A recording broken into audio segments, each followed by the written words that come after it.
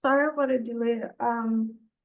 So I just want to say thank you so much for joining our live section. This is actually our first webinar ever from College League app. We're actually doing this in celebration of International Education Week.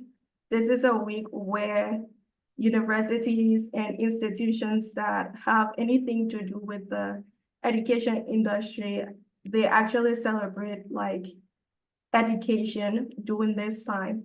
And because today is the last day, we decided to actually participate by having this webinar for prospective students who intend to apply to universities in the US or Canada or any other place, and you just want to get a couple of information about studying abroad. So before we get into today's activity, I just want to give like a little overview of what we do at College League app.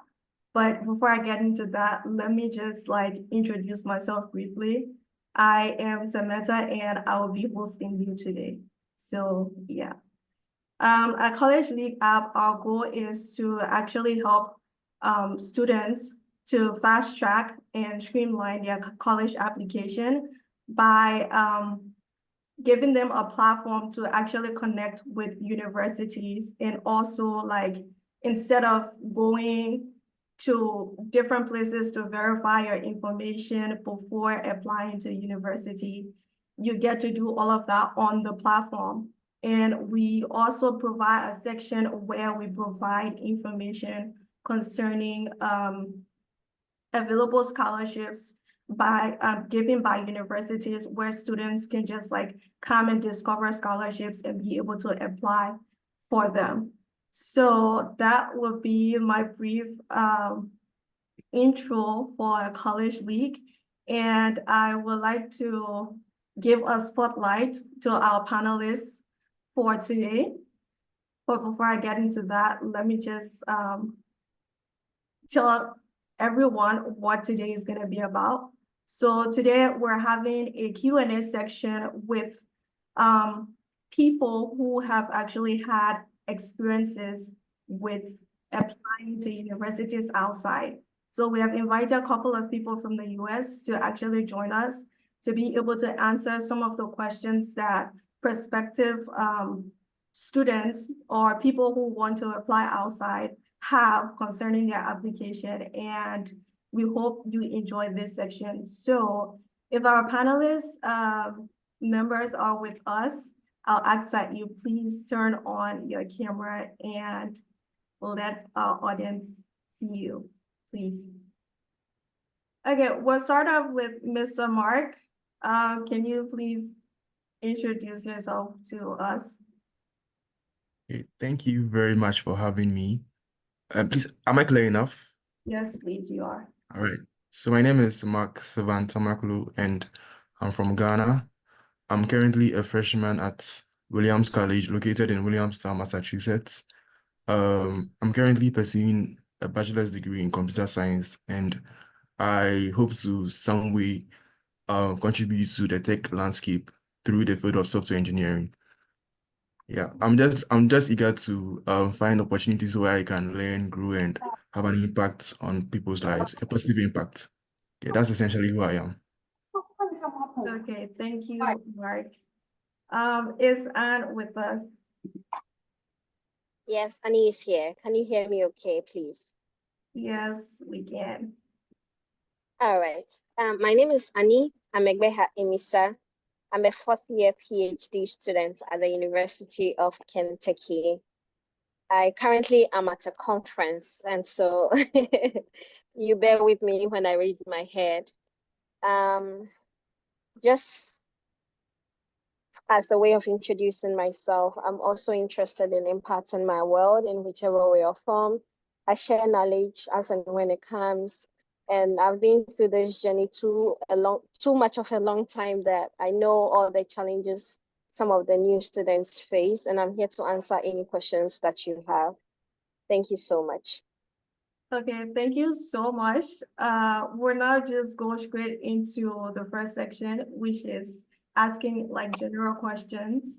And then at the end, we'll open the floor for our audience to actually ask. So if during the conversation you have any question, please type it in the chat room. And then we'll be able to present it to the panelists so that they can respond to your questions. Okay, so we'll start off with Mark. What, Hi. hi, so like, how have your journey been like so far, looking at when you started your application process up to now? What has it been like? Was there any challenges or was it a smooth ride? Just give us a few of what it's like. Okay, I would say the journey was a mixture of highs and lows and everything in between. It was very thrilling and very, very challenging. And um, there were so many rejections and so many acceptances, but it was all good. So I would say a big challenge for me was doing the research because different schools have different values, and depending on the school, you have to like make sure that it's the value they really, really uphold is portrayed in your application. Some schools really value community service, so you must make sure you portray that value in your application. And doing that research was a bit challenging because assuming you're applying to like 20 schools, you have to do the research for like all the schools you're applying to. And that was very, very challenging for me. And also, when I first started, I didn't really have that community where I could easily get support with the application. So my first cycle of applying wasn't really as smooth as I wanted. But going forward into the next few cycles, I was fortunate to have some communities where I could get information on how to improve my application and make sure I submit a solid application. And one more challenge I faced was the SAT. I spent so many months practicing, and it was very, very like challenging because I had to um get time to work on the actual application while also studying while prepping for the SAT. And it was a bit hard to balance because there are two very important parts of getting into a good school, and having to work on both simultaneously was a bit of a challenge. But then I was somehow able to do everything and submit a good application in the end. Okay, thank you so much. Miss Anne, can you also share your experience with us as a PhD student currently? What was your application journey like? Because I know it would differ a bit from an undergrad. So can you share that with us? Right. And so my application looked a little different. It was during the height of COVID. And so most of the exams, professional exams, one needed to write GRE, and yeah, it was waived at that time.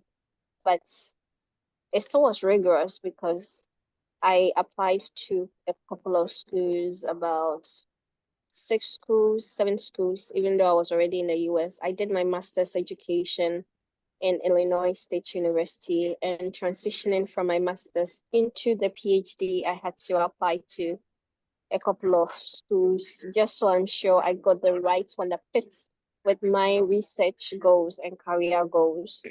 And so I applied for 6 schools. Going off of what Mark mentioned, you have to do a little of research. You have to understand the values and principles the schools uphold so that your application is written to meet that criteria.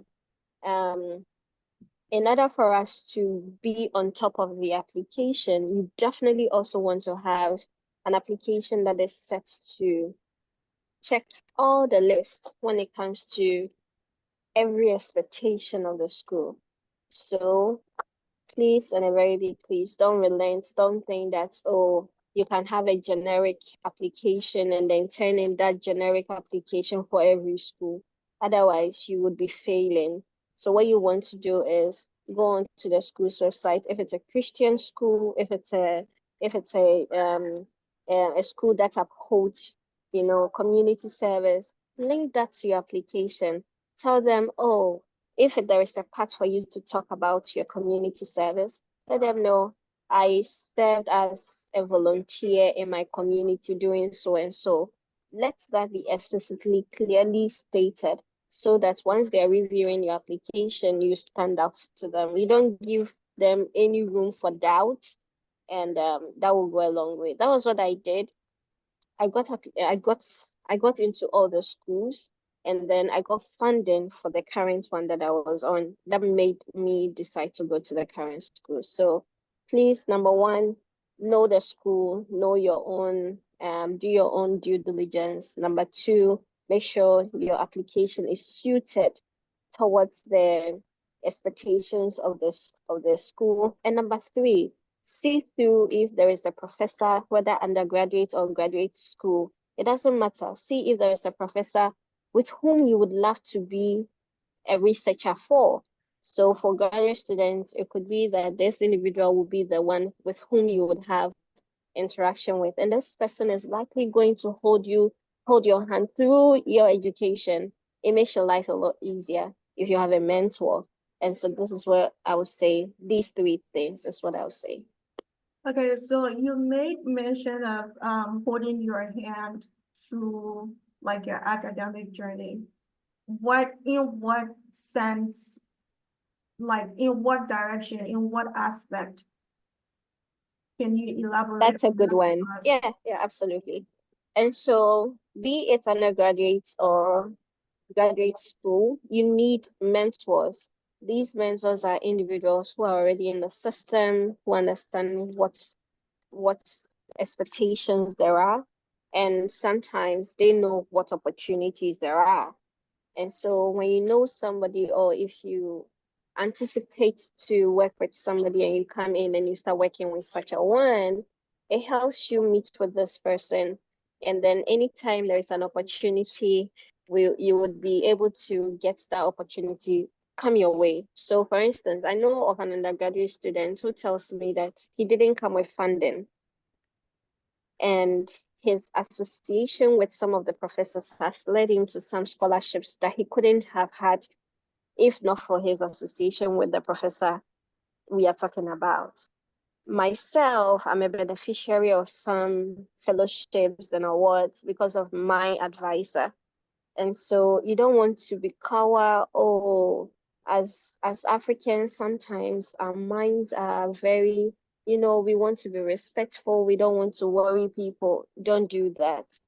You want to walk into your professor's office. It can be even the chair, and meet the person and let the person know, oh, I'm really open for opportunities. It can be you volunteering, and out of that volunteering, you put it on your CV, and the next time it will be a bigger opportunity to study abroad and all that. Yeah. Okay, thank you. So, Mark, back to you.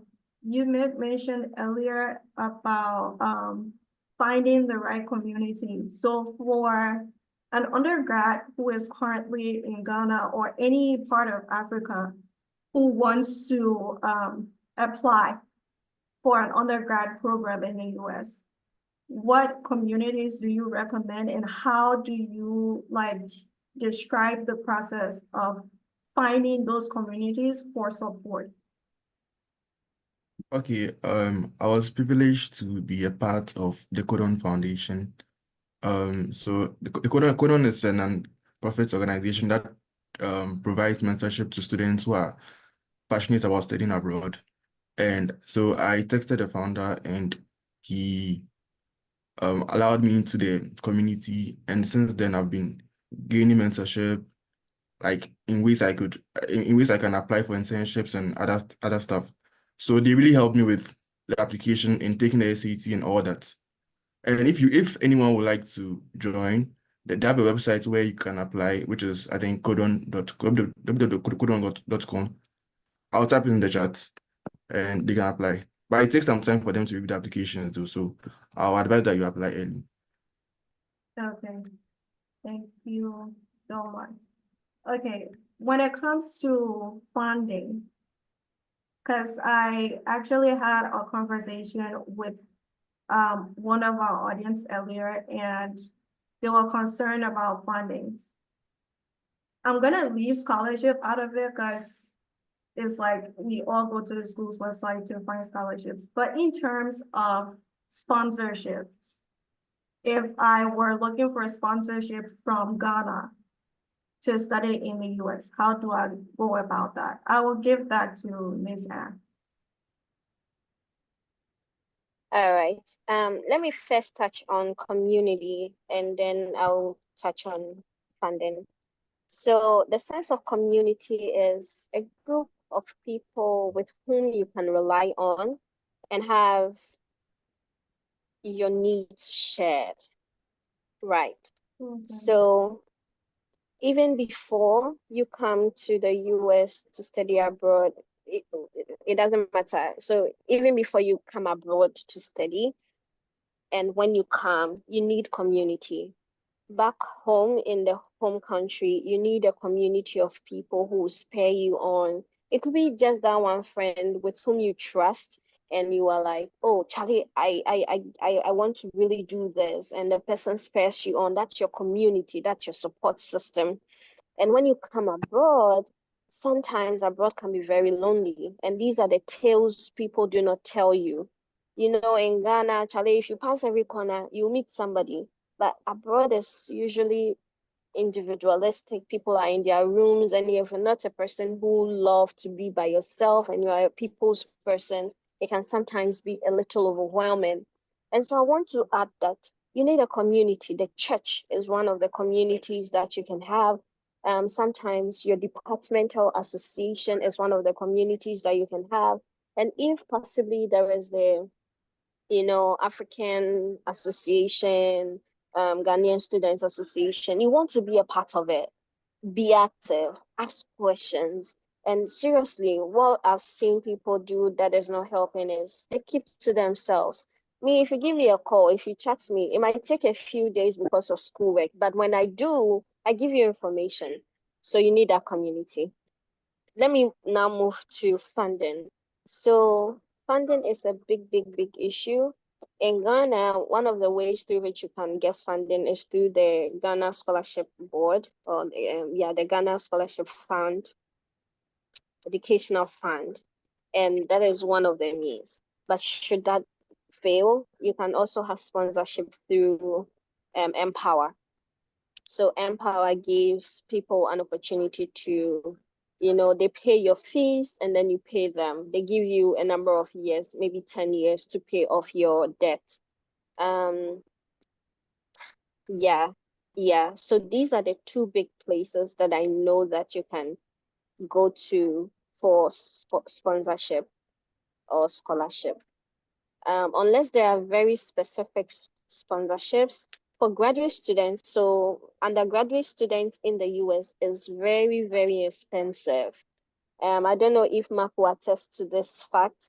It's so expensive to be an undergrad in Ghana, in the US. It would be better for you to be an undergraduate in Ghana and then come with a master's or a PhD.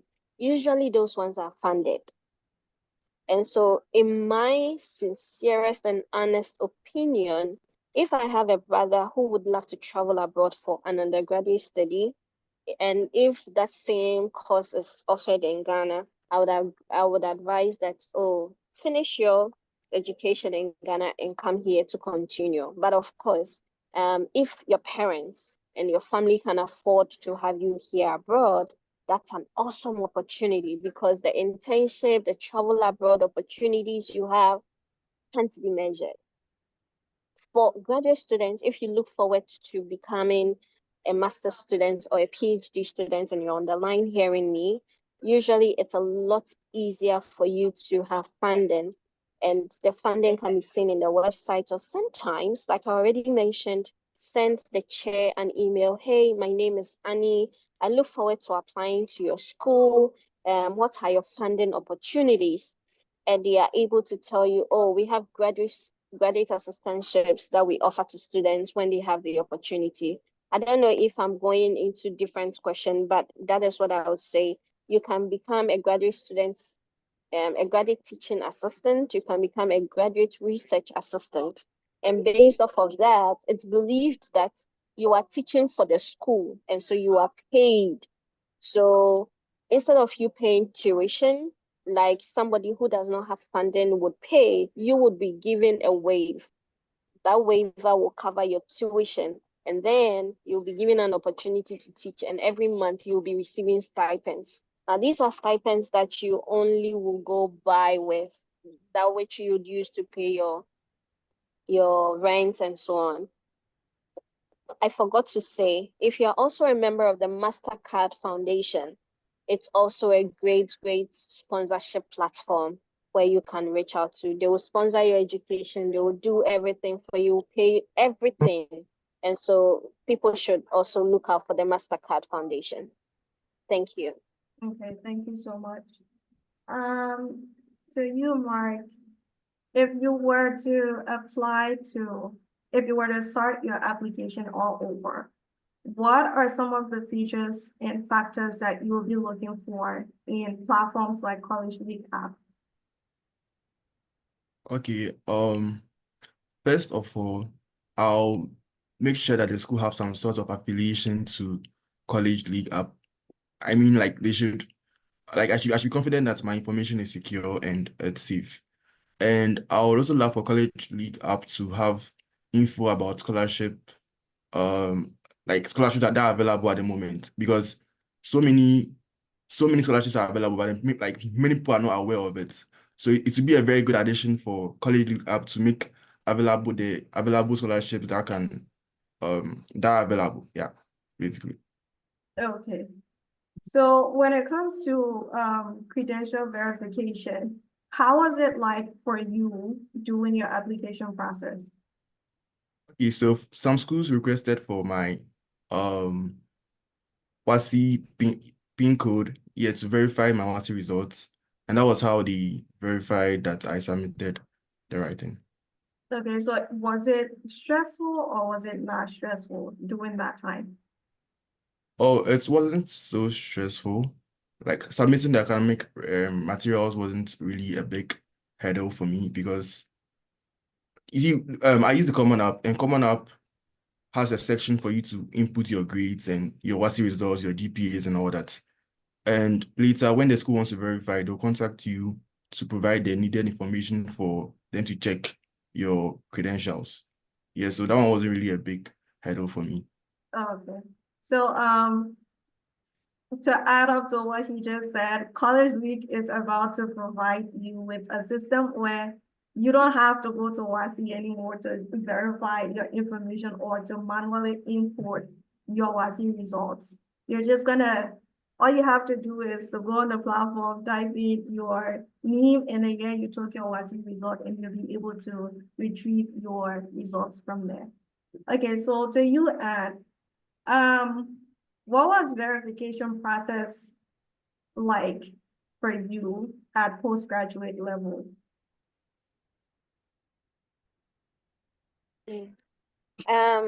So for credential verification, including my what's it called? My transcripts. I remember when I was doing my undergraduate application, somebody had to go to UCC. Oh Lord, it was a long process. Yeah, it can be a little hectic. I had to, and 2 times.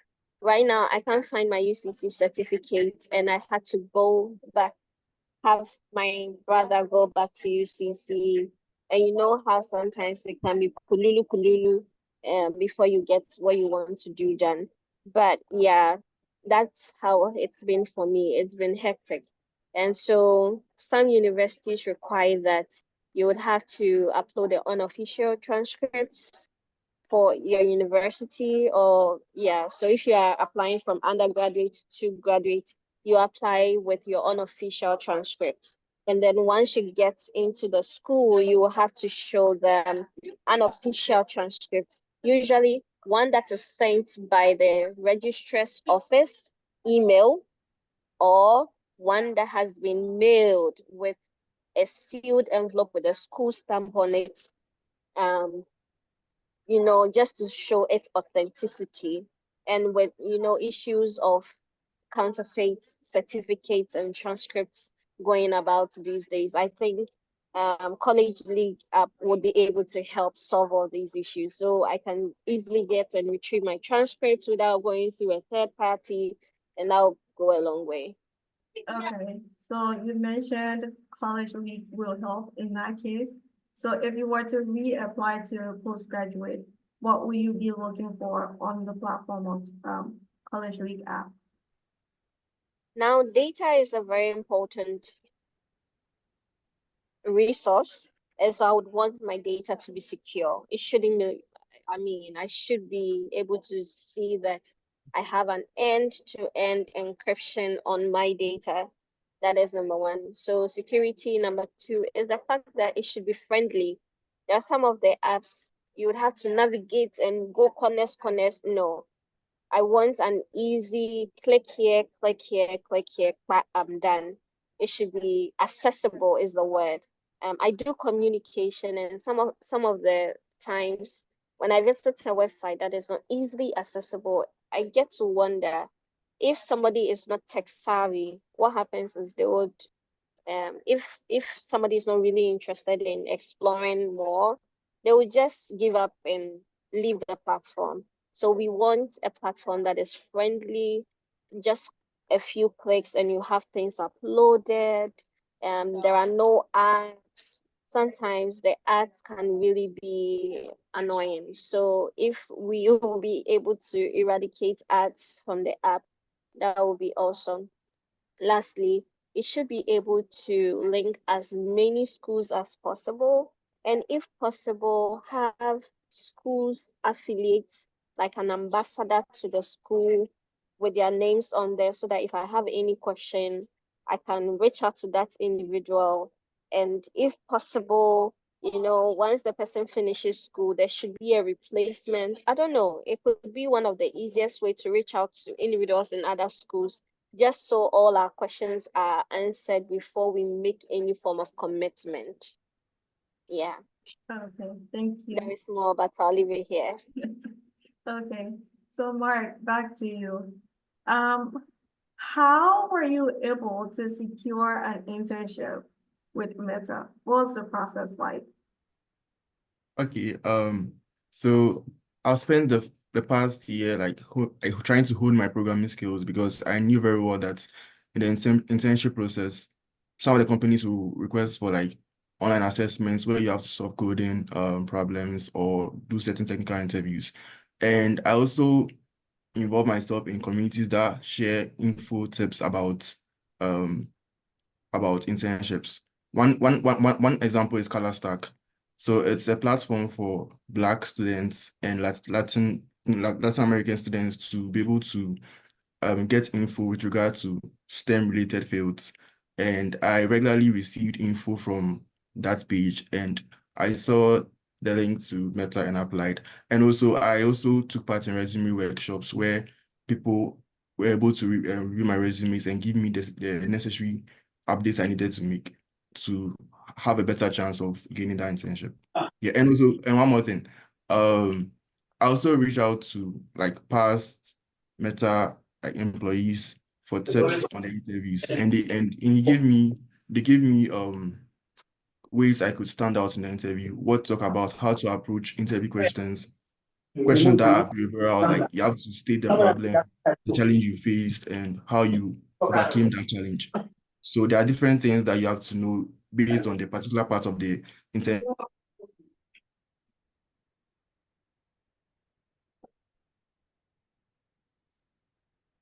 Mark, you are muted. Can you hear me now? Yes, please. But was I muted all along or just now? No, Okay, you were talking yes. about they taught you that you should know the problem. How do you solve it? Yeah. Yeah, yes. And that's very important. That's called a STAR approach. There's more to it when you search online. And yeah, and I also advise you to reach out to anyone who has been through the process before, maybe LinkedIn or anywhere you can find a person, because they can really provide you with so much support. You might think you're prepared for the interview and you're not, because what they'll ask you, what's the info they'll be able to provide for you are things that you didn't know at first. So it's best to reach out to people who have been through the process before, even if you think it's not a good, even if you think the question is not a good question, just ask because they can help you along the way. Yeah. Okay, so with that, this question go to both you and Anne. When it comes to putting voluntary experience on your application, when I am already an employee of a company, can I use that in place of my experience? Or I need to do some form of, as people will call it, goodwill, or some people will call it voluntary job. Do I have to do a voluntary work outside of my current employment to add that to my personal statement during my application? That is if I already do have a job. Do I need to replace it as my voluntary work, or I need to do a voluntary work? That's a good question. Okay, Mark, go and then I'll go. So I think the work experience session is enough. Like there's no need to, if you have enough experiences and you don't have like volunteer experiences, I don't think you should really worry about that. You could still apply with the work experience that you have, even if it's not a volunteer experience, if you ask me. Um, so some institutions require that outside of the things you do that you receive money for or some form of remuneration for, you should also like give back to the community by way of service. And you volunteer to give service to the community. And so if you are part of like foundations like um, Red Cross, uh, I'm blanking on some of them, but whatever thing that you did that you volunteered, it could be also that at the university or even senior high school, you were given the opportunity to usher for a program. Those are all volunteers. Volunteering will be those things you do that you are not paid for. So please, and a very big please, you want to take advantage of any time you were given an opportunity to volunteer and then add that to your CV. So if you are at the university now and then you were the one at the registration desk for the event, write that volunteer, then the program's name, like Springboard Roadshow or what to do next after college. If you did something, then you have to put it there. The second thing is if you're working, it means you have some form of money that is coming to you. So irrespective whether they pay you or they don't pay you, you've been employed, right? But the sense of service and volunteerism is to say that beyond this, you still are able to help the community. And so for some people, it's going into the community to help in hospitals, NGOs, and what have you, just so that they will give their time. And that is highly respected in your application mostly. And so yeah, you may have employment, but if somebody has employment and has volunteerism, they when I'm looking through it, I'll pick the person who has both than the person who just has the employment. Okay, thank you so much. I'll ask my last question and then we will address some of the questions that our audience are asking. When it comes to being an international student in the US, what are some of the misconceptions that universities have about African students?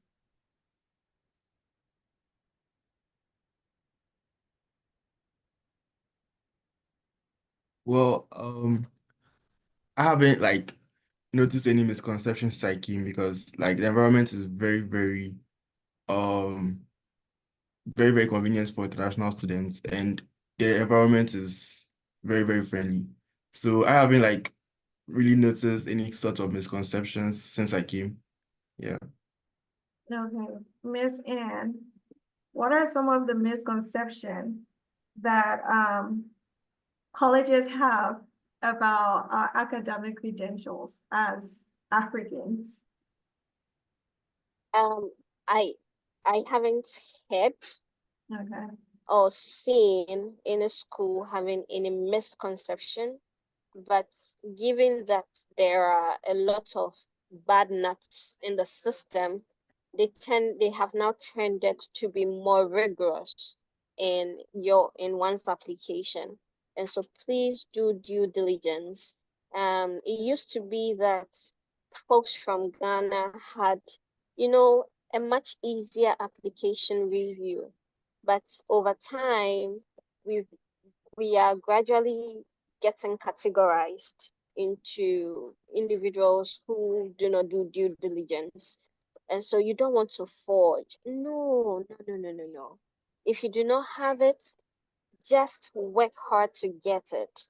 Don't forge. Once you are seen this as a deceptive person, you are seen as dishonest about anything, it just kills your application. So even though, you know, they like schools here in the US work hard, or even schools abroad work hard to be very inclusive, you also want to do your due diligence. And yeah, that's what I would say about that. Okay, so what would be one last advice that you want to give our audience that are watching concerning their application? It could be a general advice, but something that they can pay more attention to. Yeah, I think a very important advice is start early. Like that's for me the most important, starting early. So for undergrad, there are two main rounds in the cycle, the early round and the regular round. The early round has deadlines in November, and the regular round has deadlines in January the following year.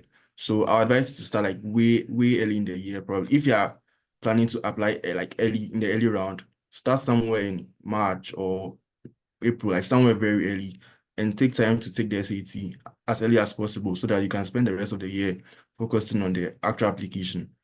So yeah, just start very early and do extensive research on scholarship. I've sent a link to some schools that provide full ride scholarships in the US, so you can check them out and do research on all those schools and other schools that you find. Yeah, just start early, get time to do enough research, and hopefully by the time it's due for you to submit your early applications, you'll be ready and be able to provide a very solid application. And yeah, and you stand a very high chance of getting admission. Thank you. I would say that, first of all, do your due diligence. Don't be lazy. Sometimes you receive calls from people, oh, Charlie, can you write my... No, I won't write it. Do your due diligence. Be responsible. You want to study abroad? Yes. Do your research, put things together, then seek someone else to proofread if the need be. So start early so you don't put pressure on people who are going to help you along the way. That is number one. Number two, believe in yourself. Believe that you are capable. There is nothing that's surpassing in believing in yourself. Believing in yourself is equated to being you. Your application should shout out somebody who has confidence in what they've done, what they've been able to achieve, and what they are able to do, right? Number three, be articulate. If you are on a Zoom call and you would have to tell somebody about something for a scholarship, don't talk like, no, be confident. You know what you've been able to do. If you think that you can't articulate, don't say as Mark is talking. I see Mark is very confident and articulate. So be confident. Look at yourself into the mirror. Practice what you would say. More so, there are tools and resources you can use today. There is ChatGPT that you can go onto. Ask ChatGPT, what are some of the likely questions I'm going to be asked during so and so interview? If you're preparing for your visa interview, if you're waiting for your internship interview, use these resources. It will give you You can ask it, give me 20 likely questions. It will ask you all the 20 questions. You can even ask it to give you possible answers that you are likely to, use, and it will give you possible answers. Lastly, please ensure that you read through the expectations of every application.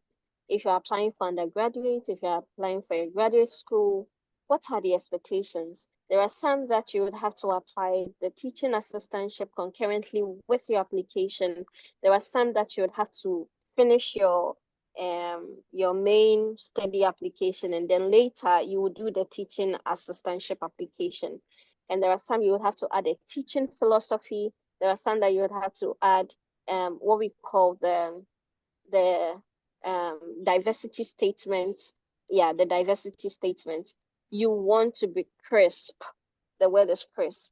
No grammatical errors. Like, do your due diligence, okay?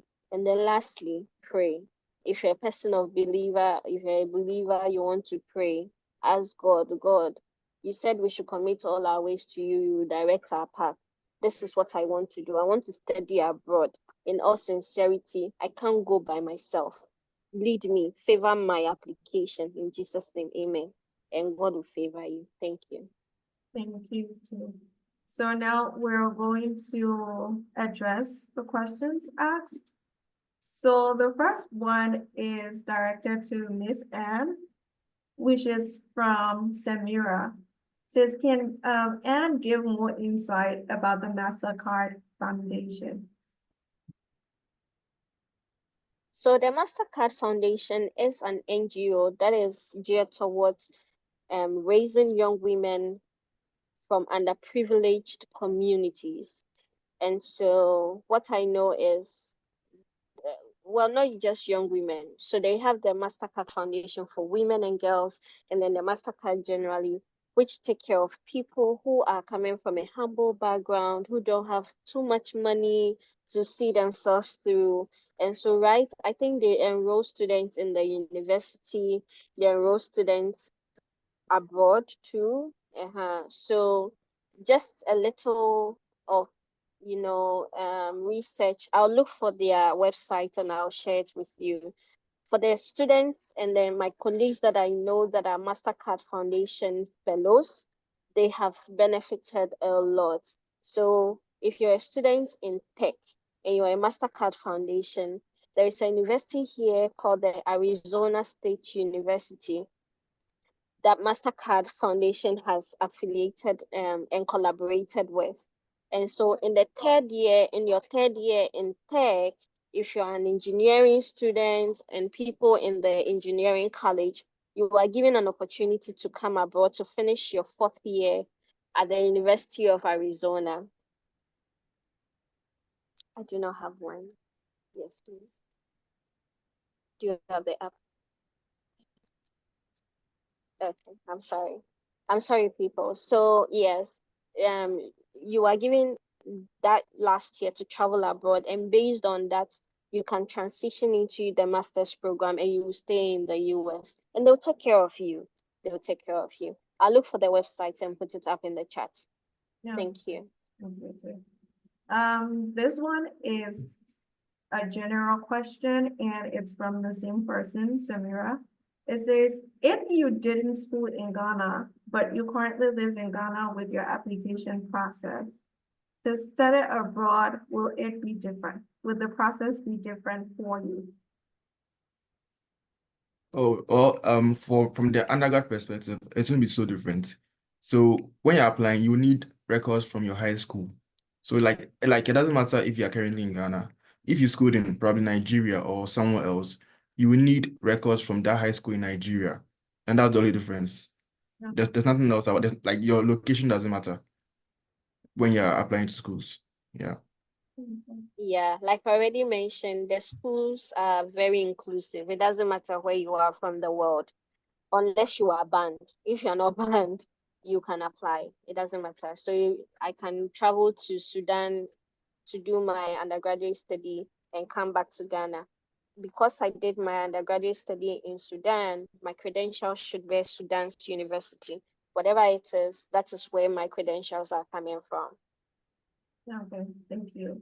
Mark, this one is addressed to you. It says, can Mark share his experience with his visa process and visa interview and some of the questions they asked? Okay, so with the visa process, one of the biggest challenges is getting a date for the visa interview. But I was fortunate enough to be in some visa groups. So like that's the importance of community, being communities where information is shared. So I was there, and at a point they sent a message that some dates were available, and I applied for the interview on that day. And I prepped for like a month or some weeks prior to the visa interview. And the questions are usually the same thing, basically the same thing. Why do you want to go to the US? Who is funding your scholarship? And every single time you must make sure you create home tie, you show home ties that you want to come back and give back to your community. That's very, very important in the visa process. And know your staff. Let it not seem as though you are just going to the US for going sake. Let them know that you are going to study, you are going to make an impact when you come back. Yeah, so that's the main thing. The main problem is getting a date. And if you are on a very good funding, getting a visa is like much, much easier. Yeah, so just make sure you get a date and get a good funding, and you'll be good to go. For the interview, you can prep several, you can let people do mock interviews with you to ask the same questions basically. Yeah, you'll be fine. Yeah. Okay, so how can I confidently tell the interviewer at the embassy that I'm only going to the US to study and I'll be back in Ghana? Okay, so first of all, when you're applying, when you get accepted to the school sends you something called I-20. And usually an I-20 has a major that you say you go and do in that school, usually. So make sure that you are like answering the questions based on that major you are going to do in the university. And make sure you are more specific about why you want to do that major and how you can impact Ghana, like the country where you are from after your 4-year degree. Make sure that is explicitly said in your responses. And as I said earlier, the interviewer should know that you know what you're talking about. If at some point they feel you don't know much of your stuff, you might be rejected. So just make sure you do much research about the major you've said you do and how you feel you can impact Ghana when you come back. Yeah. And would you like to add to that? Of course, yeah. The interview process can be a little daunting, but know that they are also humans like you are. So when you go there, look straight into their eyes, smile through, be confident. Don't go slouching. Don't go with your shoulders down. And when you do that, what happens is it gives you that confidence gauge. Uh-huh. So first of all, your composition should be of a person of confidence. You can't just come and then, if you are talking inside you. I love practicality. So please and very be please. As a matter of fact, get your things together also. Make sure your files are arranged in such a way that if I am looking for my bank statement, oh, I'll flip just one or two. It's not now that you'll be shuffling. That can give you tension, and based on that you feel a little anxious and nervous. Take your time, know where each and everything is. If you would have to color code with stickers so that you know, oh, when I raise this it's my I-20, when I raise this it's my bank statement. So I rate. The number three is the fact that study. Go on YouTube. There are resources. The Fred Effect is a YouTube channel online.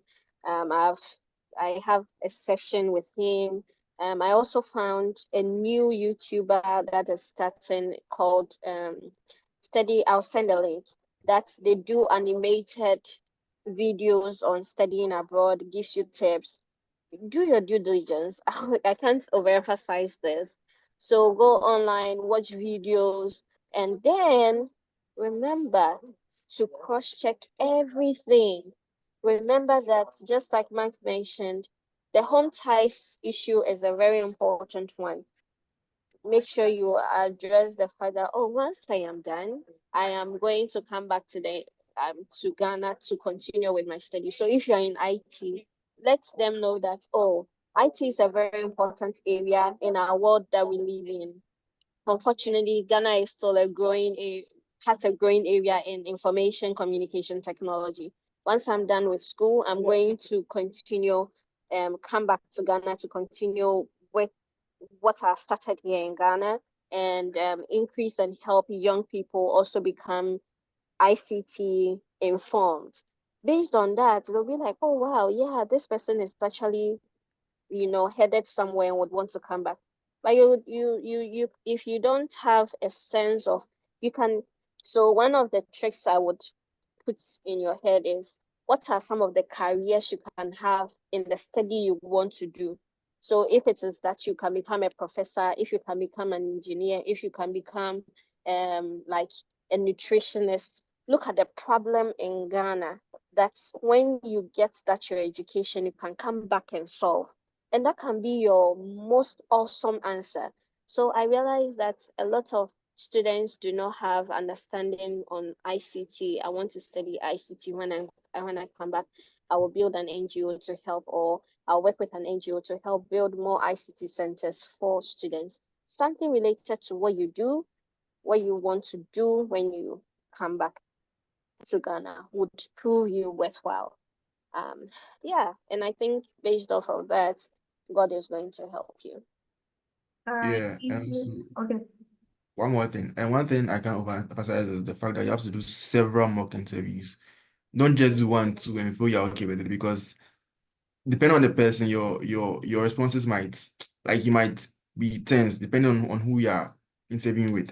So make sure you do a lot, like at least 10 mock interviews with different people, and have that like feeling of standing in front of somebody and answering questions based on what you've prepared. Yeah, so have several mock interviews and to go along with helping you. Okay. So, thank you. That was basically our last question. Thank you so much for joining us today. So, concerning community building, College League actually have multiple social media accounts that you can find us on. And on our socials, we actually provide study abroad materials for students wanting to apply outside, like tips on how to write your personal essay, mistakes to avoid, those type of information we provided across our social platforms. So if you're not following us on social media, it's easy to find us. Just type in College League app and you'll find us. So thank you so much for joining. I appreciate it. And yeah, I think we'll call it a day.